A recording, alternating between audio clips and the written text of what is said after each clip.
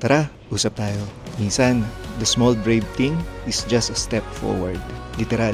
I never saw myself as someone who dances. Awkward, self-conscious, parang I'd rather na lumayo na lang at magpanggap na busy. Pero that day, they pulled me in at hindi ako nagpapigil. Not to impress, not to prove, but to join. To not kill the joy of the moment and to honor the energy of being present.